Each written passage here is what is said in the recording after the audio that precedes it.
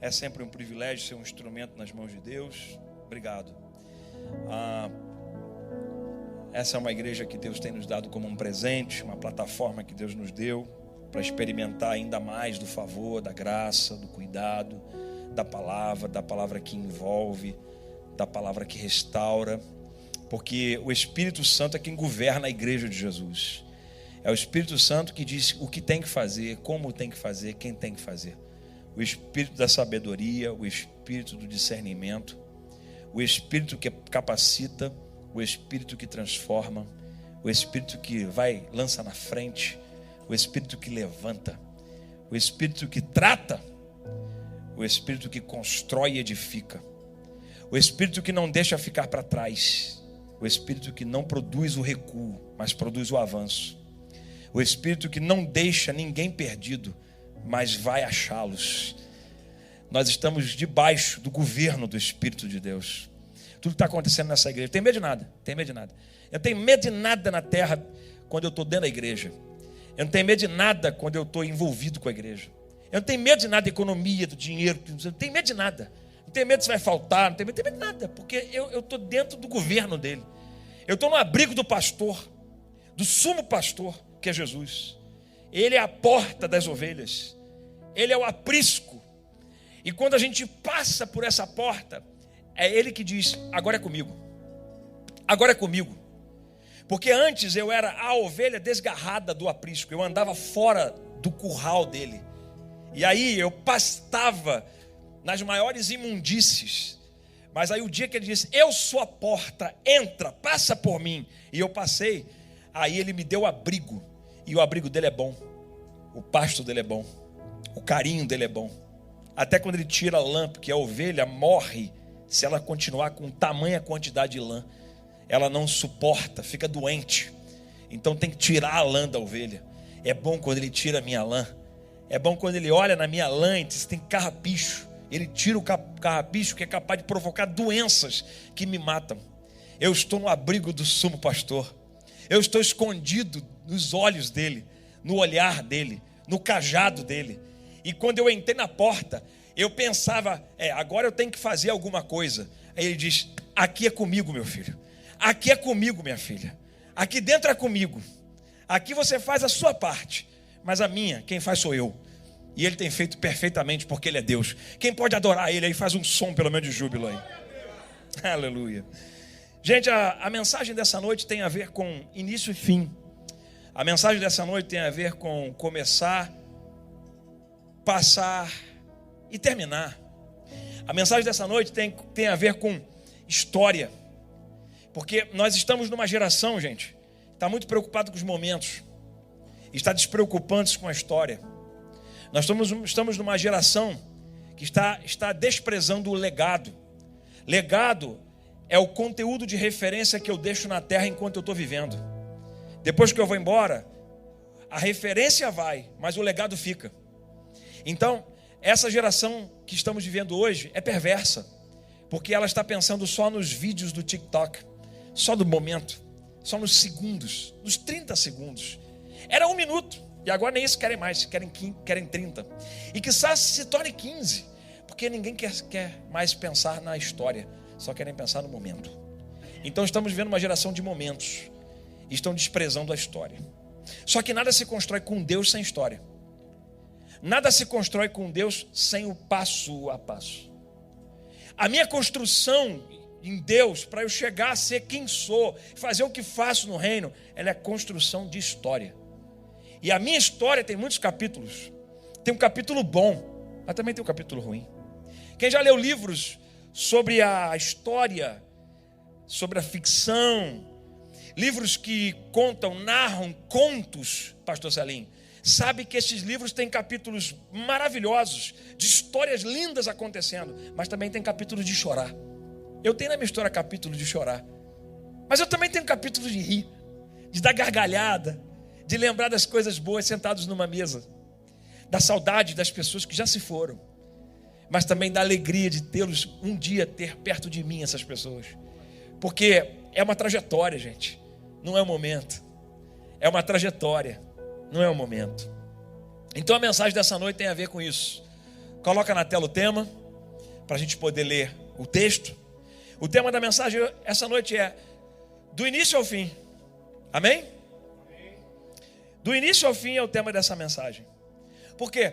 Porque eu não posso entrar numa jornada com Deus pensando apenas no início. Eu tenho que entrar numa jornada com Deus pensando que o fim vai ser melhor do que o começo. Só que muita gente não passa pela metade, ou desiste até chegar na metade, ou desiste na metade.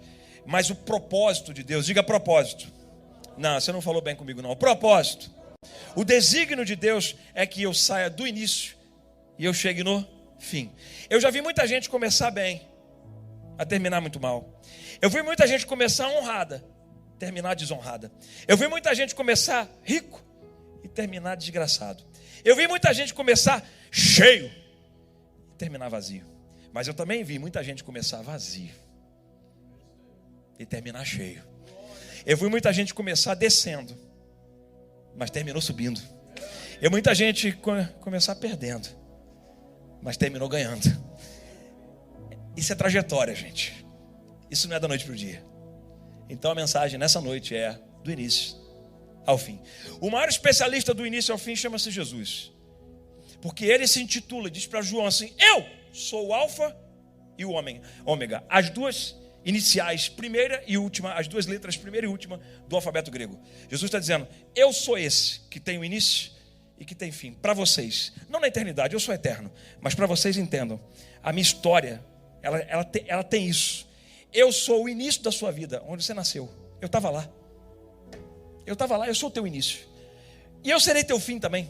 Quando você fechar os seus olhos, você vai me ver, porque o teu nome está escrito no livro da vida. Eu sou esse, o alfa e o ômega. Jesus estava dizendo para João, porque João estava em Patmos, exilado, sem esperança nenhuma. Porque aquilo era uma prisão, se você não sabe. Ele estava na ilha de Patmos, debaixo de uma condenação romana. Ele estava exilado, ele não podia sair, não podia mais pisar no território romano, não podia mais estar onde ele gostaria de estar, quem sabe. E aí quando João, naquele estado de exílio, pensando talvez, esse aqui é meu fim, né? E olha que eu andei com Jesus, hein? E olha que eu andei com o mestre, hein? Mas olha quando eu estou terminando. Eu estou terminando aqui preso, exilado. Aí Jesus aparece para ele, lindo, glorioso, e diz: João, eu sou o teu começo, eu sou o teu fim, eu sou o alfa, eu sou o ômega, eu sou o princípio, eu sou o fim. Você não entendeu nada ainda, João? Então eu vou me revelar a você. Aí quando João vê aquilo e vê quem é, ele cai prostrado e diz: esse é o Senhor, é Ele, Ele reconhece. Meu filho, minha filha, não dá para andar numa trajetória. Não dá para andar numa trajetória com Deus só apenas de momentos. Deus está construindo em nós uma história. Fala assim bem alto: minha vida é um livro de páginas que Deus deu para escrever. Você crê nisso? Isso é um livro de páginas que Deus deu para escrever. A palavra de Deus está em Salmos, no capítulo 90, perdão. Esse é um texto dos mais conhecidos. 90 eu vou ler o verso 10 e eu vou ler o verso 12. Salmo 90, Salmo 90, verso 10. Salmo não tem capítulo, eles são salmos. Então, o Salmo 90, verso 10. E o mesmo Salmo, verso 12, diz assim: a vida passa depressa e nós voamos. A vida passa depressa e nós voamos. Aí vem o verso 12 e diz: ensina-nos, agora o verso 12, ensina-nos a contar os nossos dias para que o nosso coração alcance sabedoria. Contar dia é entender, é discernir. Contar dia não é a quantidade de dias que a gente vive, até porque é muito difícil contar o dia que a gente vive, né? É bem complicado ficar contando os dias, né? A gente conta anos. Mas a palavra de Deus quer dizer o seguinte: toda vez que a gente pensa em contar os dias, é contar aquilo que faz sentido. É a gente pensar naquilo que faz sentido para viver. É contar sabedoria. Bom, deixa eu falar para você então sobre 3 etapas da vida: o início, o meio e o fim. Fale comigo: início, meio e fim. Bom, o que é o início? Bom, o início é partir de algum lugar. Você parte de algum lugar. Por exemplo, o meu início, como é que foi? Quando eu parti da barriga da minha mãe. A barriga da minha mãe era o receptáculo que me recebia lá. Eu estava lá guardado. Mas a minha existência, a minha existência humana, visível, palpável, ela passa a ser quando eu saio da barriga da minha mãe. Esse é meu início. Esse é meu início. Meu início está aí. O início da minha história como ser humano é do meu nascimento. O início da minha história andando a dois, com a linda esposa que eu tenho, é do dia que eu casei com ela. O início da história com a igreja foi o dia que eu entreguei minha vida a Jesus Cristo. E aí eu fui batizado nas águas como confirmação da minha fé. Eu estava professando a minha fé. É o início, a vida é assim, de inícios. O início da minha carreira profissional, o início da minha história com as pessoas, o início da minha história com Deus. O início é a partir de algum lugar. O início é a partir de algum lugar. Você pode começar de muitas maneiras. Você pode começar devagar ou com pressa. Tem gente que começa devagar, mas tem gente que começa com pressa. Isso aí depende da circunstância. Por exemplo, quem nasce numa condição desfavorável, pastor Décio, tem que ter pressa, tem que começar a correr um pouquinho mais. Quem nasce numa condição mais favorável, pode ir um pouco mais devagar. Exemplo. Por quê? Porque começar na vida pode ser devagar ou apressadamente. Pode ser no horário certo, na hora certa, pode ser atrasado. Tem gente que começa meio atrasado. E pastor, fui começar a estudar com 30 anos. E pastor, só fui casar com 40. E pastor, só fui ter... É a vida. Mas tem gente que é rápido, tudo é muito rapidinho. Até às vezes nem é o momento certo, mas já foi logo assim. Por exemplo, casou logo e já logo tem filho logo. Ixi. Aí às vezes nem curtiu o namoro, né? Porque quando você casa, é bom ter um tempinho de namoro com a esposa e o marido, né? Porque depois que vem chorar no berço, aí não tem muito namoro, né? Porque começa... Você tem aquele choro, bebê, né? Leite e tal. Então, assim, a vida, ela pode começar assim, na hora certa, até meio precipitado. Tem gente que começa mais acelerado, precipitado e tal. Tudo bem, está começando. A vida pode começar com ou sem recurso. Tem gente que começa a vida zero, Fernando. Tem que começar zero, não tem nada. Não tem nada, família pobre, não tem dinheiro, não tem recurso, não tem oportunidade. E tem gente que começa rico, tem filho do Bill Gates, os filhos do Bill Gates, Jesus do céu. Porque esse menino tem falta de quê? Aí eu nasci como? Ixi, precisando de tudo. Filho de Bill Gates, quando eles nasceram, acho que o carro estava esperando, o berço dele já era um carro. Já o pai deu um carro como berço. Eu não, é aquele berço de madeira, meu pai para montar e tudo pesado, antigamente aquela madeira pesada, bota lá e quebra o berço. Cada um nasce de um jeito, começa de um jeito, com recurso, sem recurso. Mas começar, gente, para todo mundo, seja quem começa de um jeito, seja quem começa de outro, começar exige esforço. Diga, esforço. Por exemplo, a Bíblia fala sobre isso, Atos capítulo 9, verso 22. Não precisa botar no texto não, porque é o tempo. Saulo, porém, se esforçava muito mais e confundia os judeus que habitavam em Damasco, provando que aquele era o Cristo. O texto está dizendo em Atos 9, 22, que Saulo está pregando, ele se esforçava muito, porque como ele não andou com Jesus, ele não tinha experiência, ele tinha que correr um pouco mais para poder sair na frente dos outros, porque os outros tinham mais experiência, conhecer Jesus, já ouviram Jesus falar, né? O discurso de Jesus já aí vivo, em pessoa, falando com eles, e aí Paulo não teve isso. Paulo não andou com Jesus, Paulo não pescou com Jesus. Paulo não viu a tempestade no mar. Paulo não viu o gadareno ser liberto lá em Gadara.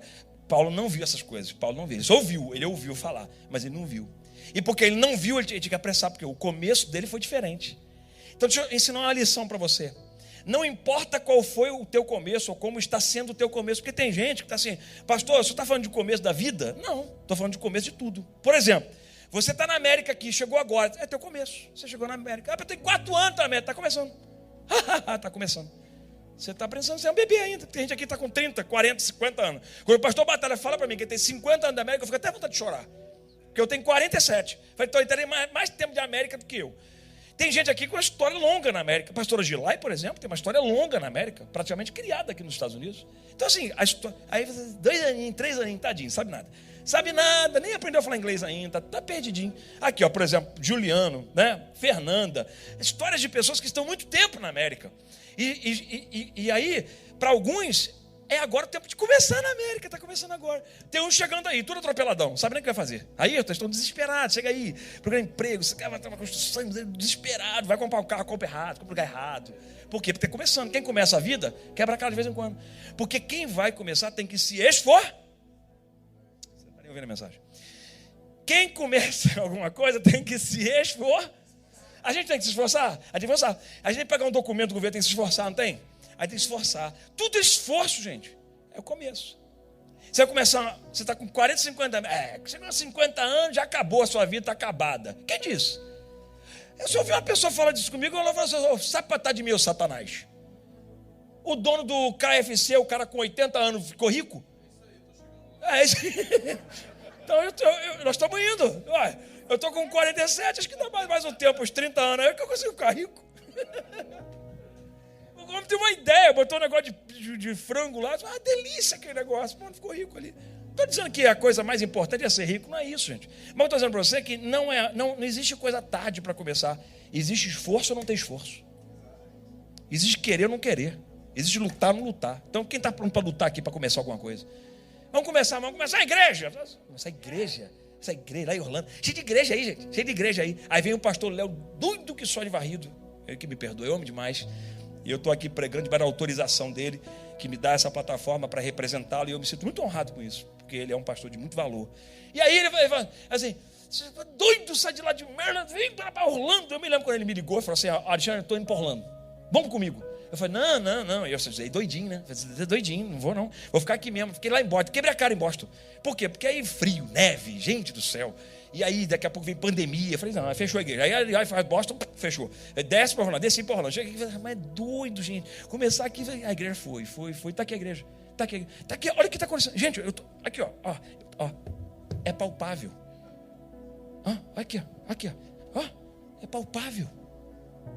Por quê? Porque resolveu ter esforço. Não tem essa coisa de idade, nada, rapaz. O que tem é esforço com Deus.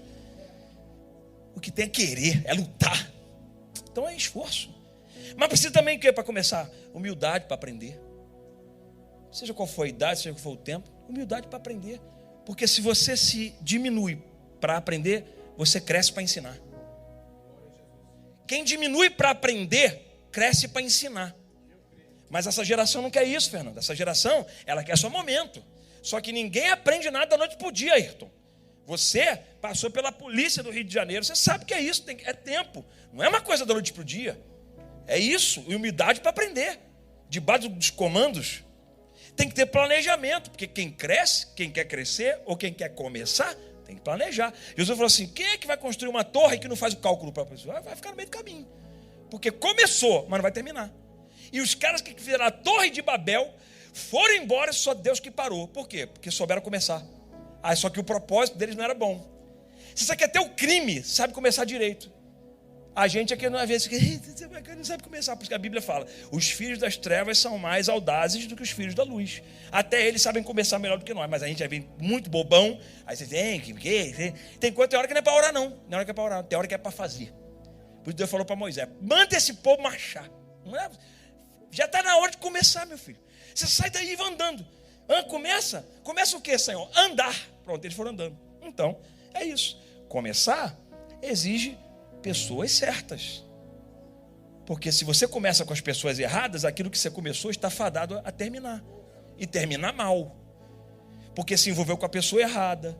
Porque se envolveu com um propósito errado. Começou, mas começou errado. Começou fora da lei. A gente não pode aplaudir o que é fora da lei, gente. Lei é lei. Esse país aqui, então, não brinca com a lei desse país aqui, não, irmão. Não brinca com a lei desse país. Isso aqui é uma nação muito séria. E que a lei vale e a pena vale. A gente está acostumado de culturas que não comportam-se assim. Então, aqui, começar com pessoa certa. Começar com escolha certa. Se a gente escolhe errado, a escolha para começar leva você a um resultado incerto, dependendo do que você escolher. Se você escolhe o errado, escolhe a coisa desajustada, desencaixada, vai dar errado. Então escolhe direito, escolhe que vai começar direito, escolhe a pessoa certa para casar, escolhe a pessoa certa para namorar, escolhe a pessoa certa para fazer sociedade. Escolhe direito. Quer começar? Escolhe direito. Pronto. O seu começo determina 50% do seu final. Se você quer ver um final feliz na vida de alguém, olha primeiro o começo dele, como é que foi. Porque 50% do começo dele vai dizer como é que vai ser o final. 50%. Não é 30, 22, não. 50. Está no começo. Por isso que você pega um jovem, está cheio de gás, você vai errar a beça. Mas você vai ver que muito do que ele vai colher depois, no final, 50% é resultado do que ele fez naquele tempo de velocidade para fazer. Deus tem esses propósitos. Só que não basta começar, gente. O que eu disse a você? Deus é o Deus do início ao fim. Então é história. Então depois de começar tem que o quê? Suportar. Porque se você não... A palavra suportar aqui não é a palavra suportar no inglês. Porque a gente no inglês tem uma expressão, uma conotação diferente. Suportar no inglês é auxiliar, ajudar, contribuir, né? Ok. A gente aqui no português tem uma conotação diferente. Suportar é aguentar. Então assim, a palavra é aguentar. Fala comigo, aguentar. Então não adianta começar só. Também tem que aguentar. Porque olha só, vamos começar. A Lifehouse começou assim, vamos começar. Vamos embora, gente. Eu falei, pastor Léo e pastor Gilaide, doidões. Vamos começar. Fé, isso aí, fé. Vamos começar. Começou. E agora? Aí começou um monte de desafio. Permit, não sei o que lá. Rapaz, eu confesso para você que eu tive gelo na barriga, frio na barriga, várias vezes. Quando eu conversei com ele assim, eu falei, Jesus do céu, que doideira que nós entramos, gente.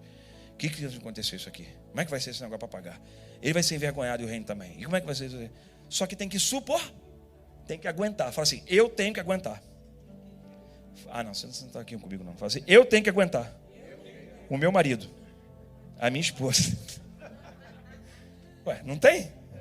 Não, estou brincando. Mas aí tem que aguentar, gente, essa é a vida. Se a gente só começa, mas não suporta, nunca chega no resultado final. Então aqui, ó, tem que aguentar. O que é sustentar? O que é aguentar, gente? Suportar. O que é isso? É ter o peso sobre si e não desistir. É levar o peso e continuar levando. O Sansão só entendeu isso na hora de morrer. Até então ele está brincando com a vida. O dia que pegaram ele, cegaram ele, jogaram lá para rodar lá diante do Deus Dagon lá, para ser um bobo da corte. Ali ele teve que levar o peso. Ali o peso, ó, ali ele entendeu. Por isso que ele fala assim, Senhor, só mais uma vez. Só me dá mais uma chance, porque eu joguei tudo fora e agora estou entendendo que eu tinha que ter aguentado esse negócio de ficar. Eu brinquei com a vida. Tem muita gente brincando. Porque começa bem, igual o Sansão, mas no meio do caminho não aguenta, se corrompe, se envolve, faz coisas com gente errada, se embaraça. Que Deus nos guarde dos embaraços da vida para suportarmos e chegarmos até o final. Mas suportar exige o quê? Suportar exige o quê? Reclamar? Não, reclamar não vai adiantar não, tem que produzir. Fala assim, produzir. Quem começou, tem um propósito, escolheu. E agora precisa o quê? Produzir. Então está na tua mão, tem uma semente, vamos produzir esse negócio aqui, vamos embora. Vamos trabalhar. Vai doer, vai faltar, vai ficar com medo, vai ter frio na barriga, vai. Mas eu vou produzir, diga, eu vou produzir. Então suportar exige resistência. Suportar exige estratégia. E agora, vamos pagar o quê? Paga essa conta primeiro, segura essa aqui, isso não vai dar. Isso aqui está suportando. Mudou de país, veio para cá, começou. Bom começo, tá bom, você chegou no outro país, está lutando, tá, ok. Deus mandou, ok, Deus mandou, eu acredito. Só que chega aqui e não tem estratégia nenhuma. Aí se embaraça, fica todo aí perdido, passa um monte de aperto desnecessário. Por quê? Porque não aprendeu a suportar. Aí vai embora, vai embora. Nunca mais consegue entrar aqui, porque aí o documento, aqui a imigração, já era. Por quê? Porque não aprendeu a suportar. Tem que aguentar, filho. Tem que aguentar. Ih, mas meu documento, porque a vida. Não, tem que aguentar. Tem que aguentar esse negócio. Eu vou segurar a onda aqui e vou aguentar. José aguentou. Foi traído, vendido. Passou por injustiça de acusação falsa. Preso. E aguentou. Daniel, lá, cova do leão. Bata lá os leões. O rei ficou preocupado. O rei, Cláudio. Quem sabe Daniel ainda está vivo aí. Aí pensou que Deus dá cada sacada, né? Assim. Aí quando chega o rei lá, Daniel, rei, vive para sempre. O Daniel estava animando o rei, que não dormiu a noite toda porque ficou preocupado com Daniel, coitado. Isso não é nada, estava lá Daniel, na boa. Pastor, mas difícil. É difícil, mas suportou. Os homens da fornalha, 3 homens lançados na fornalha, Sadraque, Mesaque e Abednego, pá, na fornalha. Aqui é 7 vezes mais. O que é isso? Suportar, gente. De vez em quando a vida joga uma fornalha pra gente. De vez em quando nossas escolhas até jogam uma fornalha pra gente. Porque não é que você escolheu errado, não. É que escolheu difícil. Você sabe que quando a gente escolhe difícil, tem que suportar difícil. Tem que aguentar difícil. Você escolheu difícil. Escolhi facinho, escolhi um fácil. Aí tá bom, tá, as provinhas vão ser facinhas, mas escolheu difícil vai ser difícil. Segura, aguenta até onde dá. Sabe por quê, gente? Espera para ver o que vai dar. Espera para ver o que vai dar. Alguma coisa vai dar, irmão. Se não der o caldo, se não der todo o caldo que você quer, pelo menos algum caldo dá. A laranja pode ser que a laranja está meio amarga, mas caldo ela tem. Então, caldo aí, solta o caldo. tem caldo. Tem limão, irmão, que é duro, ele está duro, não tem quase caldo, mas se espremer, tem caldo. Por quê? Porque aguentou até onde dá, suporta. A escola de José está lá, eu já falei para você. Mas não adianta só começar, não adianta só aguentar, também tem que terminar. Porque tem muita gente boa que começou, que aguentou, mas não terminou. Jesus falou assim: ó, eu vim aqui para fazer a obra do meu pai. É mesmo, Senhor? É a obra do meu pai. E eu vou morrer. Aí Pedro, todo animadão, Pedro é um cara animadão, um cara assim meio doidão, meio animado. Aí falou assim: Pedro, mestre, eu não vou permitir que isso aconteça. Aí Jesus olhou para ele e falou assim: aparta de mim, Satanás. Ixi, chamou de diabo. Porque você não conhece as coisas do reino. O que Jesus estava querendo dar uma noção para Pedro? Pedro, eu vim para terminar o que eu comecei, cara. Você está pensando que eu sou o cara que começa uma coisa e termina? Eu não termino? Eu vim para começar e eu vou terminar. E eu vou terminar do jeito que você não imagina. Eu vou terminar com um templo caído. Mas ao terceiro dia o templo vai levantar de novo. Porque ele dá essa comparação, analogia. O templo seria derrubado. Aí os fariseus: mas você como é que pode? O templo levou tantos anos para construir, agora você vai derrubar ele. Em 3 dias vai construir de novo. É isso mesmo que vai acontecer. O templo vai ser derrubado, depois ele vai ser levantado de novo. Ele está falando dele mesmo. Assim, vai derrubar o templo que sou eu.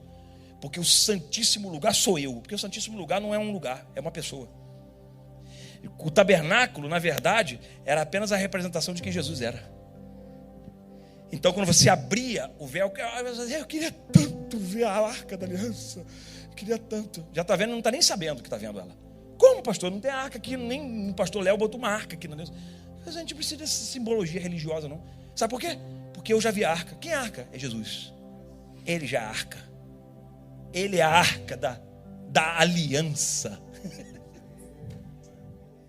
Oh, coisa boa é a palavra de Deus. Mas também não adianta você só iniciar e suportar, tem que terminar. E como é que você termina? Você tem que terminar. O que você começou, o que você suportou, Fernanda, começou lá a estrutura, suportou, você vai ver, vai terminar com glória. Quando eu digo terminar, é porque vai acabar, não. É deixar o legado. É deixar o legado. Da família no futuro dizer assim: valeu a pena ser temente a Deus e ver o que Deus fez. O fim das coisas é melhor do que o começo, sim ou não? É o que diz Eclesiastes capítulo 7, versículo 8. Se você está muito bem no começo e o final está ficando ruim, desencaixou alguma coisa. Fala assim: eu não posso deixar de desencaixar o propósito de Deus na minha vida. Quando alguma coisa está indo no final ruim, não estou dizendo de riqueza não, tá, gente? Quer dizer, dinheiro, vivendo bem. Não. É paz. Paz. Por mais que as tribulações venham, então, paz. Que paz? A paz que excede todo entendimento, que vem do Espírito de Deus. Se está terminando, está tudo indo, caminhando, significa que você está na direção certinha. Agora, se o final não está legal, dá uma observada se você não sai um pouco do desígnio de Deus para você. Porque muitos de nós padecemos no fim porque perdemos o desígnio de Deus. Volta. A palavra para você nessa noite é: volta. Volta para o desígnio de Deus. O que Deus falou para você que tinha que fazer contigo? Sabe que tem gente que Deus falou assim: eu quero você como ministro do meu reino. Aí você foi ganhar dinheiro. Aí Deus falou assim: tudo bem, você pode ganhar dinheiro à vontade, mas eu te chamei para ser ministro. E agora? Então, você pode ganhar dinheiro, Deus não vai te impedir, livre-arbítrio. Mas Ele quer você como ministro do reino dele. Agora tem gente que foi chamado para ganhar dinheiro. Deus chamou mesmo. Para quê? Para sustentar o reino. Deus não dá riqueza para banalização. Deus dá riqueza para sustentar o reino dele. Ou você está pensando que Ele é o dono de todo ouro e toda a prata para dar para quem? Para distribuir para o seu povo e no seu reino. Mas o ímpio também tem dinheiro, tem riqueza. Mas o ímpio está trabalhando igual você trabalha, por isso que ele tem também. Agora, quando Deus dá ao seu povo riqueza, Ele está dando para você manter o reino dele. E aí tem gente que foi chamada para isso. E a esse, olha para ver se não está terminando, porque pode estar desencaixado. Não está acontecendo? Está desencaixado. Por quê? Porque está fora do desígnio. Deus chama cada um por um desígnio. E é assim que Ele trabalha. E como é que se termina? Se termina dentro do propósito. Se você sai do propósito, o seu final começa a ser trágico. Eu vi muita gente sair do propósito e o final foi trágico. Então a fórmula é simples, gente, pode acabar. Mas já está acabando. A fórmula é simples, ó. É matemática, até lógica aqui, ó. Começou, suportou, terminou. Começar mais suportar é igual a como terminar. Ó. Começar plus mais suportar é igual a como terminar. Então, se você começa bem, Pode até começar mal, tudo bem. Mas você suportou, você vai terminar. E vai terminar direito. Agora, começou bem ou começou mal, não suportou, não termina bem. Entende? É simples, muito simples. Você sabe, Einstein, um dos homens considerados gênio da humanidade. No ano de 1905, Einstein publicou 4 trabalhos matemáticos que deixou o mundo de cabeça para baixo assim. Num só ano, 1905. Em um ano, ele publicou 4 trabalhos que fez com que a matemática e a física se revolucionassem no mundo. Você sabe quando ele foi reconhecido, pastor? Só em 1921. E ganhou o prêmio em 1922, o prêmio Nobel. Em 1921 e foi condecorado finalmente em 22. Por quê? 1922. Por quê? Porque tem coisa que não vai acontecer com você lá no meio. Só vai acontecer no final. Por isso tem que suportar para chegar até o final. Entende? E tem coisa que não vai acontecer só no começo.